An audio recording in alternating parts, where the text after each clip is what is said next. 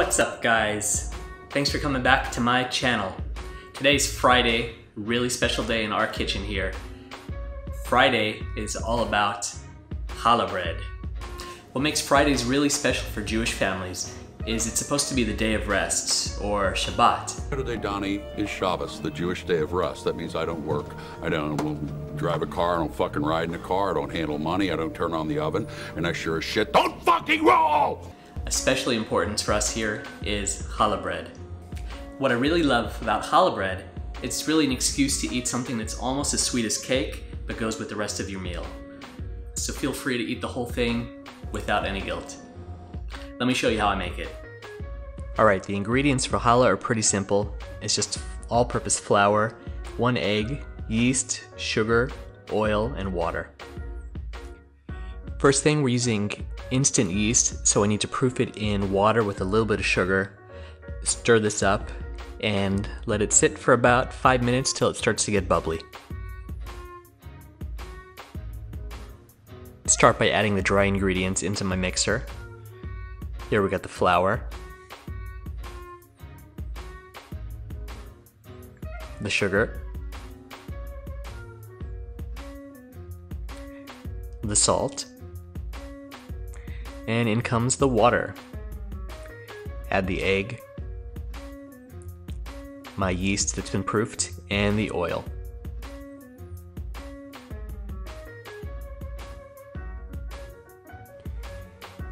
We're going to set the mixer to slow to bring this together for about a minute.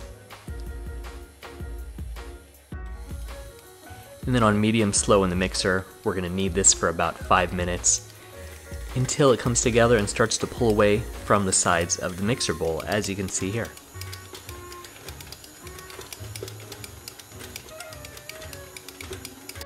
Alright, now we got this elastic smooth dough ball. We're going to let this proof and rise for about 1.5 hours until it's about doubled.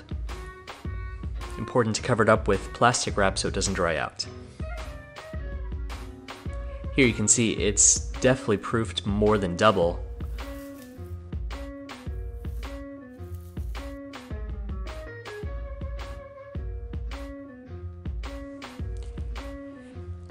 Now the next step, I'm going to split this up into half, and then each half I'm going to cut into thirds. And those are going to be the 3 strands of each loaf of challah bread. Normally I weigh this to get the exact amount so each strand is exact, but here I just kind of did it by hand, and it came out more or less the same size, so it's not a huge deal. Now to form the strands, what I like to do is kind of flatten each of the 3 pieces of dough, and then I form it similar to how you would form a baguette by kind of pinching it and rolling it up along, and then we're going to roll it out. Now it's important not to have too much flour on the surface because you don't want to add extra flour into the dough, but if you don't put any flour then it's going to be too sticky and it makes it really hard. So now to shape the challah loaf, what you're going to do is braid this the same way you would typically do a braid of hair. As you can see, I don't have much hair to do that, so I don't have a whole lot of practice. It doesn't need to come out perfect. And here's our finished shaped challah loaf before it proofs. It's going to sit out for about 1.5 hours, and it's going to get really poofy, just like you can see here. This is after sitting out for about 1.5 hours. Now the last step is a simple egg wash, just a beat egg that I brush onto it. And then on top of that, we're going to just sprinkle sesame seeds. And then throw it into the oven at 350 degrees Fahrenheit. And there you have it. One perfectly cooked challah bread. Alright, hope you liked this video. Wow, that came out really good.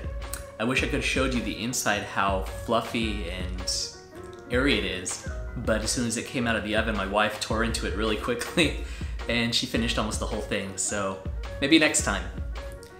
If you enjoyed this video, definitely subscribe, click that link now. And if you want more information about how to make this recipe or other recipes I've done, check out the links below in the description. See you next time. Shabbos!